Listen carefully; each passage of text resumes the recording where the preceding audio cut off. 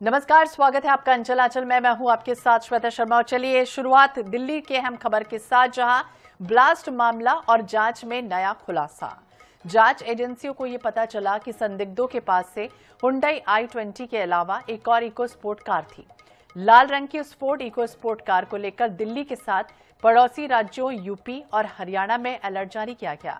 बुधवार शाम को ही कार के हरियाणा के खंदावली गांव के पास से बरामद की गई। ये कार डॉक्टर उमर उन नबी के नाम पर रजिस्टर्ड है। जांच में भी सामने आया कि आतंकियों का ग्रुप फरीदाबाद के अल-फलाह यूनिवर्सिटी से संचालित हो रहा था। ये नई तस्वीर देखिए, एक्सक्लूसिव तस्वीरें सामने आई हैं, जहां फरीदाबाद की यूनिवर्सिटी से आतंकी ग्रुप संचालित हो रहा था।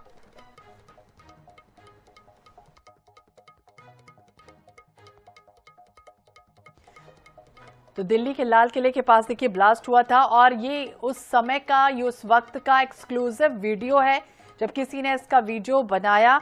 ये कैसे ब्लास्ट हुआ कि सारी जो गाड़ियां हैं वो एक साथ खड़ी हुई थी और अचानक फिर एक कार में जोरदार धमाका होता है।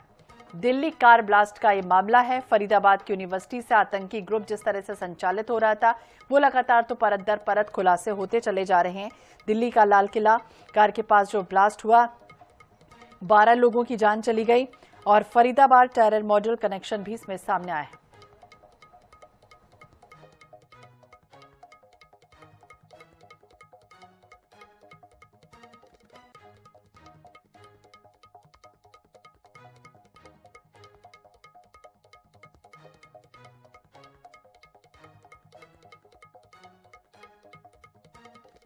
अभी तक आपने जो वीडियो देखे थे वो अलग अलग टाइम के अलग अलग जगहों के थे। ब्लास्ट जब हो चुका था उसके बाद के वीडियो थे, लेकिन ये उस वक्त का वीडियो है जब देखिए पूरी गाड़ियां एक साथ खड़ी हुई थी और अचानक इसके बाद देखिए ब्लास्ट होता है, और जोरदार धमाके के साथ जो वहां पर मौजूद गाड़ियां थी, जो लोग थे, उनके परखच्चे उड़ गए थे। देश की राजधानी दिल्ली, जहां आतंकी हमला और इसके बाद दिल्ली दहल गई। दिल्ली के चांदनी चौक पर सोमवार को कत्लेआम मच गया, यानी कि लाल किले पर कार ब्लास्ट जिसमें हुआ, देखिए 12 लोगों की जान जा चुकी है। इस कार ब्लास्ट की गुत्थी अब सुलझ रही है धीरे धीरे। पुलिस और जांच एजेंसियां लगातार हर एंगल से जांच कर रही हैं। दिल्ली कार ब्लास्ट का फरीदाबाद टेरर मॉड्यूल से कनेक्शन एक तरफ दिखा, और इस बीच दिल्ली कार ब्लास्ट पर यह तस्वीर देखिए सामने आई है। ब्लास्ट का एक्सक्लूसिव ये वीडियो सामने आया है। ये पहले का वीडियो देखिए कि किस तरह से गाड़ियां खड़ी थी और अचानक फिर इसके बाद ब्लास्ट होता है।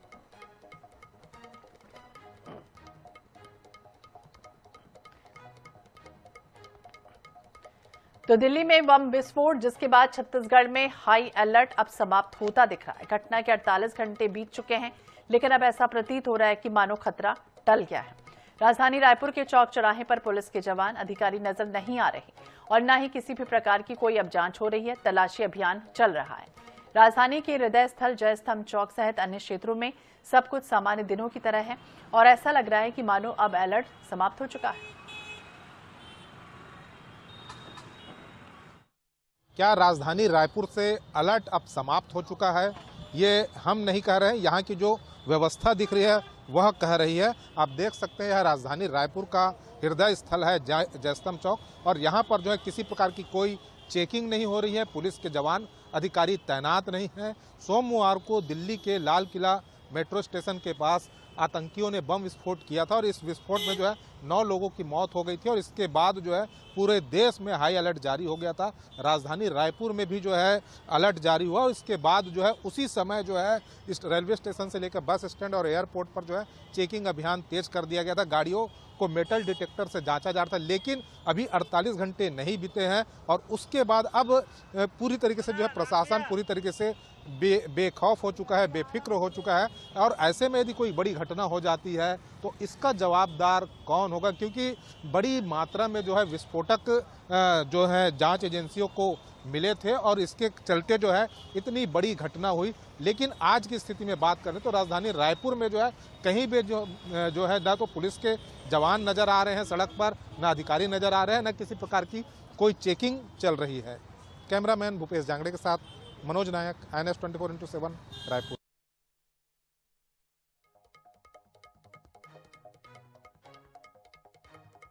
शुरुआत में तो दिखा जरूर, एक दिन तक माहौल दिखा, बाकायदा चेकिंग होती रही, लेकिन अब ये तस्वीर देखिए साफ तौर पर बयां कर रही है कि लापरवाही दिखाई दे रही है।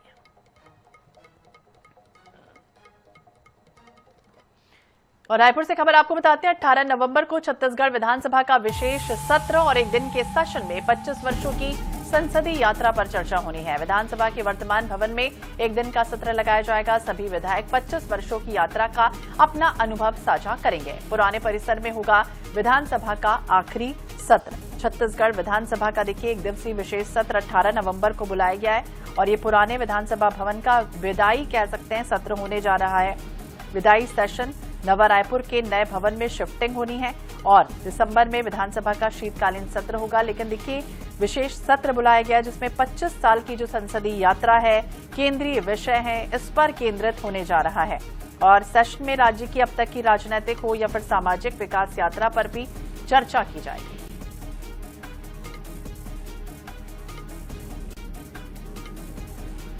ज्यादा जानकारी के लिए बात करेंगे, मोनिका दुबे हमारी सहयोगी हमारे साथ ज्यादा जानकारी के लिए जुड़ गई हैं। मोनिका, देखिए विशेष सत्र होना है और संसदीय यात्रा किस तरह की रही है, 25 वर्षों की विदाई सेशन एक तरह से कह सकते हैं होगा, क्या खास रहेगा इसमें?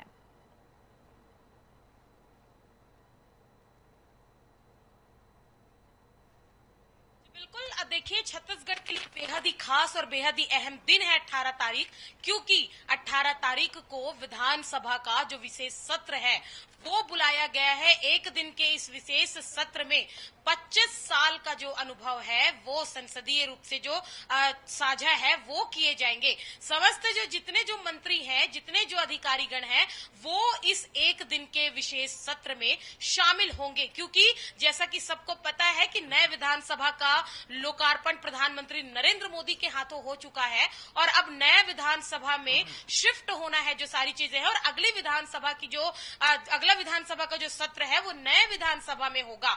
ऐसे में पुराने विधानसभा में ये विदाई समारोह के रूप में भी देखा जा रहा है। 18 तारीख को एक दिन ये विशेष सत्र जो है वो बुलाया गया और आपको बता दें कि अब पुराने परिसर में 6वीं विधानसभा का आखिरी सत्र जो है वो होना है। इसके अलावा विधानसभा का जो शीतकालीन सत्र है वो नए विधानसभा में होगा। तो कुल मिलाकर 18 तारीख छत्तीसगढ़ के इतिहास के लिए, छत्तीसगढ़ के लिए, राजधानी रायपुर के लिए बेहद ही खास होने वाला है और उन जनप्रतिनिधियों के लिए भी खास होने वाला है जिन जनप्रतिनिधियों ने इस विधानसभा में अपने राजनीतिक करियर का, यानी कि अपने राजनीतिक जीवन का हर एक अध्याय यहाँ पर गढ़ा हो, हर एक अध्याय यहाँ पर सुना हो, क्योंकि यही वो सत्र है, यही वो विधानसभा है जहाँ पर छत्तीसगढ़ के तमाम मुद्दे उठाए गए हो, चाहे वह भूपेश सरकार की बात किया जाए, चाहे वह रमन सरकार की बात की जाए, चाहे विष्णुदेव सरकार की बात की जाए। जितने सरकार यहाँ पर रहे हैं, जितने जनप्रतिनिधि रहे हैं, जितने मंत्री रहे हैं, उन्होंने बाकायदा जनता के उन तमाम मुद्दों को इसी विधानसभा सत्र में उठाया, इसी विधानसभा भवन में उठाया। तो जाहिर सी बात है कि यहाँ की जो यादें हैं बहुत ही ज्यादा खास और बेहद ही ज्यादा अहम है छत्तीसगढ़ वालों के लिए, यहाँ के जनप्रतिनिधियों के लिए, जनता के लिए। नए विधानसभा में नए सत्र का आगाज होगा, तो बिल्कुल आगाज तो होगा और सत्र की जिस तरह की यात्रा रही है, चाहे वो राजनीतिक रूप से हो, सामाजिक रूप से हो या फिर विकास यात्रा किस तरह की रही हो, केंद्रीय मुद्दे कौन कौन से रहे हैं, से तमाम वो जो यादगार पल है वो याद किया जाएगा। बने रहिए आप हमारे साथ मोनिका। और इस बीच रायपुर से एक खबर आपको बताते हैं, जहां छत्तीसगढ़ में फिर से जनदर्शन की शुरुआत होने जा रही है और आज से फिर जनदर्शन होगा। देखिए कार्यक्रम की शुरुआत है, सीएम विष्णुदेव साय सुनेंगे लोगों की समस्याएं और बाकायदा आज मुख्यमंत्री निवास में जनदर्शन का आयोजन किया जा रहा है। दोपहर 12 बजे से लेकर 3 बजे तक मुख्यमंत्री लोगों की समस्याएं सुनेंगे। 12 से 3 का वक्त होगा जब मुख्यमंत्री इस अवसर पर प्रदेशवासियों से सीधे संवाद करेंगे, उनकी समस्याओं का निराकरण भी करेंगे। इसके पहले भी हमने देखा था कि किस तरह से जनदर्शन बाकायदा होता था, लोगों से बातचीत होती थी, उनकी जो समस्याएं होती थी वो सीएम सुनते थे और फिर त्वरित निराकरण के निर्देश भी दिए जाते थे। तो आम जनता से सीधा संवाद एक तरह से जनदर्शन के माध्यम से किया जाना है। और लगातार हमारी सहयोगी मोनिका दुबे हमारे साथ जुड़ी हुई हैं। मोनिका, देखिए सीएम जिस तरह से संवाद करते हैं, जन सरोकारों की प्रति प्रतिबद्धता उनकी किस तरह की है, पारदर्शी सुशासन उनका किस तरह से, वो साफ तौर पर ये झलक बताती है जब वो जनदर्शन में लोगों से बातचीत करते हैं और आज से फिर से शुरू होने जा रहा है।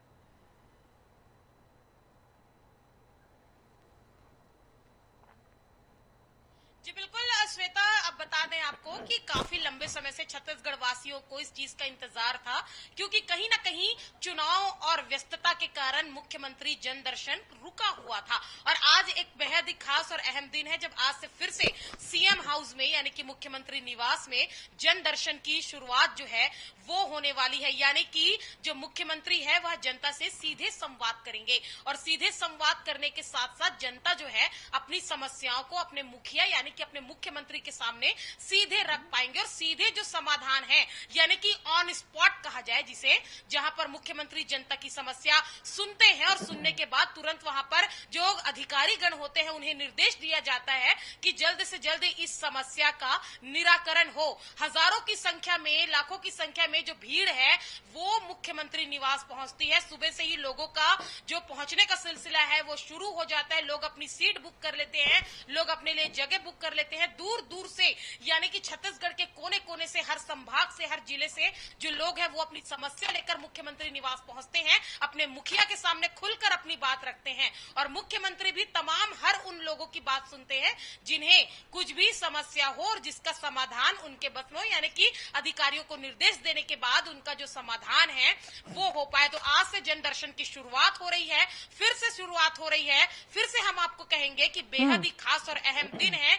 जितने लोगों तक ये समाचार पहुंच रहे हैं, जितने लोग ये समाचार देख रहे हैं, उनके लिए भी ये खास है, क्योंकि आज दोपहर में 12 बजे से लेकर 3 बजे तक मुख्यमंत्री निवास में ये जनदर्शन का कार्यक्रम रखा गया है, जहां पर जनदर्शन के माध्यम से जनता की बातों को सुनी जाएगी, जनता के समस्याओं का समाधान किया जाएगा और सीधे मुख्यमंत्री जनता से रूबरू होंगे। अपनी समस्याओं को लोग बता सकते हैं, सीएम के सामने अपना विचार रख सकते हैं। तमाम चीजों के लिए हम कह सकते हैं कि आज सीएम जो हाउस है वो खुला हुआ है। बने रहिए आप हमारे साथ मोनिका। तो मुख्यमंत्री आज बकायदा लोगों की समस्याएं सुनेंगे। और एक और खबर आपको रायपुर से ही बताते हैं, जहां कांग्रेस की एआईसीसी निगरानी समिति की अहम बैठक आज होनी है। प्रदेश में एसआईआर प्रक्रिया पर कांग्रेस रणनीति बनाएगी। दोपहर 1 बजे से राज्य भवन में ये बैठक का आगाज होना है। तो यह अहम खबर आपको बता दें, जहां पीसीसी चीफ दीपक बैज और नेता प्रतिपक्ष डॉक्टर चरण दास महंत रहेंगे शामिल।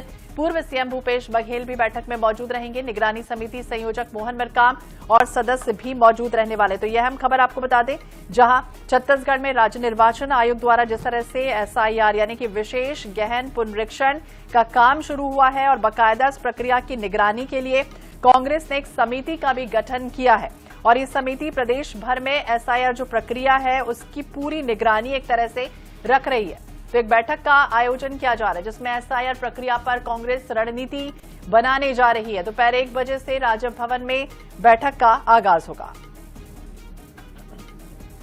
और ज्यादा जानकारी के लिए लगातार हमारी सहयोगी मोनिका दुबे हमारे साथ जुड़ी हुई है। मोनिका, देखिए एसआईआर प्रक्रिया की निगरानी के लिए बाकायदा हमने देखा था कि किस तरह का कंट्रोल रूम भी बनाया गया है, बाकायदा निगरानी एक तरह से रखी जा रही है। लेकिन ये जो बैठक का मुख्य उद्देश्य है वो किस तरह की रणनीति बनाने का है, क्योंकि एक तरफ कांग्रेस ये भी कह रही है कि जो अपात्र लोग हैं उनके नाम न कटे, बाकायदा प्रॉपर प्लानिंग हो और किसी भी तरह की तकलीफ लोगों को ना हो।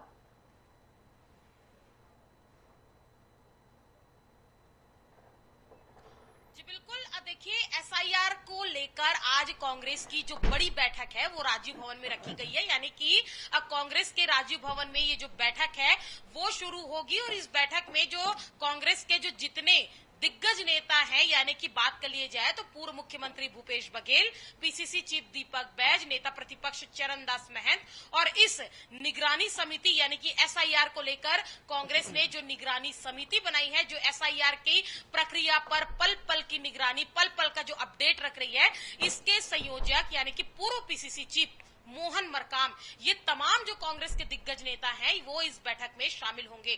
दोपहर 1 बजे से राजीव भवन में ये निगरानी समिति की बैठक जो है वो शुरू होगी और उन तमाम मुद्दों पर बात किए जाएंगे जो एसआईआर से जुड़े हुए हों। एसआईआर को लेकर जैसा कि अब पहले भी हमने बताया है कि लगातार प्रदेश में, देश में जो राजनीति है वो चरम पर है, वो लगातार तेज है, बयानबाजी का दौर चल रहा है और इसी बीच में एसआईआर को लेकर जो प्रक्रिया है वो भी शुरू कर दी गई है। छत्तीसगढ़ में इसे लेकर तमाम जो सवाल है वो खड़े किए गए। बीजेपी ने भी अपने पक्ष रखे, जवाब दिए, और लेकिन कांग्रेस ने इसी बीच में एक निगरानी समिति का गठन किया जिसका संयोजक मोहन मरकाम को बनाया गया और लगातार अब बैठकों का दौर कांग्रेस भवन में जारी है। इसी क्रम में आज 1 बजे एक महत्वपूर्ण बैठक कांग्रेस भवन में रखी गई है जिस पर SIR के मुद्दे पर सारी बातों पर जो चर्चा है वह होगी और कांग्रेस के जो सभी दिग्गज नेता हैं वो इस बैठक में शामिल होंगे। तो बिल्कुल तमाम दिग्गज नेताओं के साथ ये बैठक होने जा रही है, नजर बनाए रखिएगा। बहुत बहुत शुक्रिया मोनिका तमाम जानकारी के लिए और बातचीत करने के लिए। तो दोपहर 1 बजे अहम बैठक होगी। और चलिए एक और खबर रायपुर से ही आपको बताते हैं। छठे राष्ट्रीय जल पुरस्कारों की घोषणा, छत्तीसगढ़ को मिलेंगे 3 पुरस्कार। सर्वश्रेष्ठ जिला, सर्वश्रेष्ठ पंचायत और सर्वश्रेष्ठ संस्थान कैटेगरी में पुरस्कार दिया जाएगा। मुख्यमंत्री विष्णुदेव साय ने बधाई दी है। दिल्ली के विज्ञान भवन में सम्मान समारोह का आयोजन किया जाएगा। 18 नवंबर को राष्ट्रपति द्रौपदी मुर्मू सम्मानित करेंगी। तो यह अहम खबर आपको बता दें, मंत्रालय ने छठे राष्ट्रीय जल पुरस्कारों की घोषणा की है जिसमें 3 पुरस्कार दिए जाएंगे। 3 श्रेणियां रहेंगी छत्तीसगढ़ में, चाहे वो राजनांदगांव जिले का पूर्वी जोन हो, सर्वश्रेष्ठ जिला हो, या फिर कांकेर जिले की झूमर पानी ग्राम पंचायत को श्रेष्ठ ग्राम पंचायत की श्रेणी में कैटेगरी में, और तीसरा स्थान है रायपुर के कृष्णा पब्लिक स्कूल को सर्वश्रेष्ठ स्कूल श्रेणी में सम्मानित किया जाएगा। दिल्ली के विज्ञान भवन में सम्मान समारोह का आयोजन किया जाएगा जहां 18 नवंबर को राष्ट्रपति द्रौपदी मुर्मू सम्मानित करेंगी। तो बाकायदा पुरस्कार विजेताओं को प्रशस्ति पत्र, 1 ट्रॉफी और कुछ श्रेणियों में नगद पुरस्कार भी प्रदान किए जाएंगे। देखिए सीएम ने बाकायदा बधाई भी दी है। तो छठे राष्ट्रीय जल पुरस्कार 2024 का पुरस्कार वितरण समारोह 18 नवंबर को विज्ञान भवन नई दिल्ली के प्लेनरी हॉल में आयोजित किया जाएगा और इस समारोह में भारत की राष्ट्रपति द्रौपदी मुर्मू मुख्य अतिथि के रूप में शामिल रहेंगी। तो अलग अलग कैटेगरी है जिसमें छत्तीसगढ़ को 3 राष्ट्रीय जल पुरस्कारों पर यह अवार्ड से नवाजा जाएगा। और इधर छत्तीसगढ़ शिव सेना ने दंतेवाड़ा के दंतेश्वरी मंदिर में दर्शन कर रायपुर तक की 4 दिनों की हिंदू राष्ट्र अभियान की शुरुआत की, जिसके अंतर्गत देश को हिंदू राष्ट्र, गौ माता को राज्य माता का दर्जा, गौ तस्करी पर प्रतिबंध, रोहिंग्या मुसलमानों के अवैध घुसपैठ पर रोक लगाने के साथ साथ प्रदेश में हो रहे धर्मांतरण पर रोक लगाने जैसे मांगों को लेकर यात्रा का आगाज किया गया। जगह जगह नुक्कड़ सभा कर शिव सैनिक अपनी मांगों को रख रहे हैं।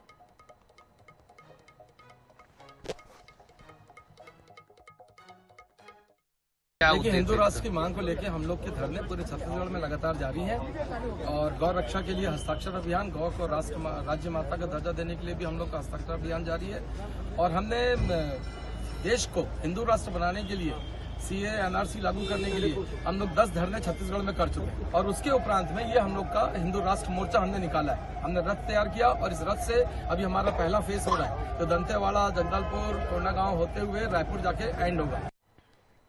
और इधर कोरबा के कुसमुंडा थाना क्षेत्र अंतर्गत आदर्श नगर बस्ती में उस वक्त हड़कंप मचा जब दीपका तहसीलदार और हल्दी बाजार तहसीलदार के साथ आधा दर्जन से अधिक युवकों ने मारपीट कर दी। घटना को अंजाम दिया गया। घायल पटवारी को इलाज के लिए तत्काल अस्पताल भेजा गया। वहीं मामले की जानकारी जैसे ही लगी, कुसमुंडा थाना पुलिस मौके पर पहुंची। 4 युवकों को गिरफ्तार किया गया जिनसे पूछताछ की जा रही है। जशपुर जिले के कुनकुरी स्थित कंडोरा में महाकुल समाज की ओर से आयोजित गोकुल अष्टमी शताब्दी वर्ष के अवसर पर प्रदेश के शिक्षा मंत्री गजेंद्र यादव शामिल हुए और इस अवसर पर महाकुल यादव समाज के हजारों लोग उत्साहपूर्वक उपस्थित रहे। इस अवसर पर मंत्री गजेंद्र यादव ने कंडोरा में सामुदायिक भवन निर्माण की घोषणा की। उन्होंने समाज से युवाओं को शिक्षा और रोजगार के क्षेत्र में आगे बढ़ने का आह्वान किया। 100 साल से चल रहे हैं। आज शताब्दी वर्ष मेरा सौभाग्य है कि मैं आने का सौभाग्य मिला। मैं सभी यादव बंधुओं को बधाई देता हूँ, शुभकामनाएं देता हूँ और यादव समाज से आग्रह किया हूँ कि सरकार की सारी योजनाओं से जुड़े ताकि हमारा जीवन इससे ऊपर उठे। और इसी के साथ इस बुलेटिन में फिलहाल इतना ही। बाकी अपडेट्स के लिए आप देखते रहिए INH 24/7। नमस्कार।